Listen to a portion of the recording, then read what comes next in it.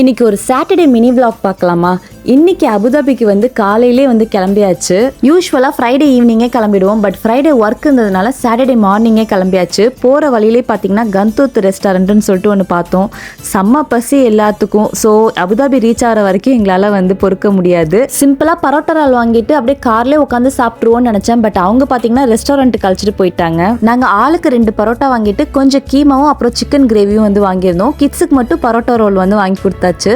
சாப்பிட்டு முடிச்சுட்டு அங்கேயே பார்த்தீங்கன்னா ஜிலேபி இருந்துச்சு. சரி ஆசையாச்சுன்னு சொல்லி வாங்கினேன், பட் அந்த அளவுக்கு ஃப்ரெஷ்ஷாக இல்லை. இந்த மாதிரி ஹைரைஸ் பில்டிங் பார்த்தாலே தெரிஞ்சிடும் நம்ம அபுதாபி சிட்டிக்குள்ளே வந்துட்டோம்னு சொல்லிட்டு. அங்கேயே தான் அண்ணன் வீடும் இருக்குது. பட் அங்கே கார் பார்க்கிங் கிடைக்கிறது தான் பெரிய கஷ்டம். எப்போதுமே என்னோட ஹஸ்பண்ட் தூரமாக போட்டுட்டு தான் வீட்டுக்கு வருவாங்க. 12 மணி போலே ரீச் ஆயாச்சு. அங்கே உள்ள போய் பார்த்தா அவங்களாம் அப்போ தான் பிரேக்ஃபாஸ்ட் சாப்பிட்டுட்டு இருந்தாங்க. வீட்டுக்கு போயிட்டு 1 ஹவர்லேயே எல்லாரும் கிளம்பியாச்சு.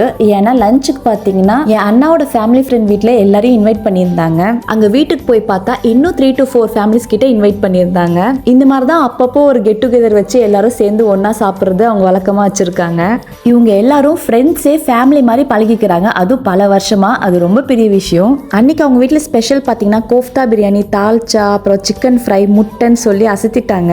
ரைஸ் கீர், ஐஸ்கிரீம்னு கொடுத்து வேற வயிறை ஃபுல்லாக்கி விட்டாங்க. ரூம்லேருந்து ஒரே சத்தம். என்னடான்னு உள்ள போய் பார்த்தா ஒரு 10 பிள்ளைங்க இருப்பாங்க. எல்லாரும் ஒன்னா சேர்ந்து மெமரி கேம் விளாண்டுட்டு இருந்தாங்க.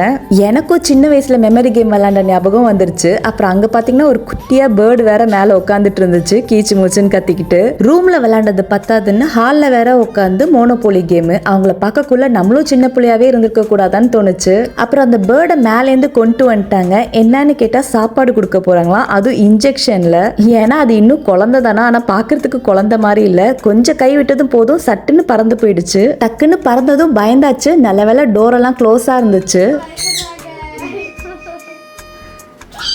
அப்புறம் அவங்க வீட்டில் ஷெல்ஃபில் பார்த்தா ஃபுல்லாக குரான் அண்ட் இஸ்லாமிக் ரிலேட்டட் புக்ஸ் நிறையா இருந்துச்சு. என்னென்னு கேட்டால் ஹிஃப்ஸ் பண்ணிக்கிட்டு இருக்கதா சொன்னாங்க. ஆன்லைன் கிளாஸஸும் எடுக்கிறதா சொன்னாங்க. அதுக்கடுத்து எல்லாரும் பார்த்தீங்கன்னா பக்கத்தில் உள்ள முஷ்ரிஃப் மாலுக்கு கிளம்பிட்டோம்.